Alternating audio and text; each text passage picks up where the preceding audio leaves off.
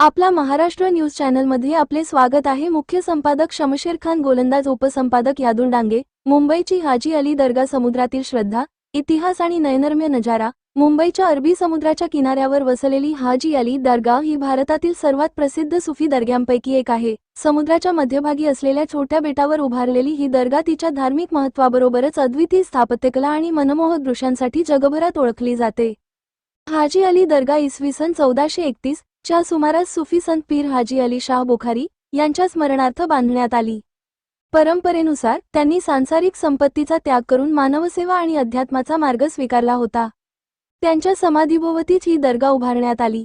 हाजी अली दर्ग्याचे सर्वात मोठे वैशिष्ट्य म्हणजे समुद्रातून जाणारा सुमारे 500 मीटर लांबीचा अरुंद मार्ग।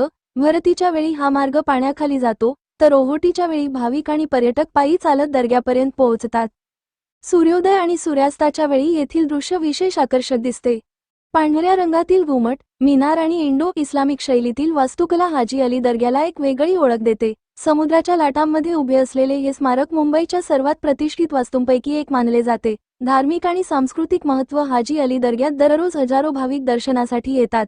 गुरुवार, शुक्रवार तसेच ईदच्या काळात भाविकांची संख्या मोठ्या प्रमाणात वाढते। येथे सर्व धर्मांचे लोक श्रद्धेने भेट देतात, ही या ठिकाणाची विशेष ओळख आहे। हाजी अली दर्ग्याला भेट देणारे पर्यटक समुद्रकिनारा, मरीन ड्राईव्ह परिसर आणि दक्षिण मुंबईचे विहंगम दृश्य अनुभवतात। धार्मिक श्रद्धा, इतिहास आणि नैसर्गिक सौंदर्य यांचा सुंदर संगम असल्यामुळे ही दर्गा मुंबईच्या प्रमुख पर्यटन स्थळांमध्ये गणली जाते।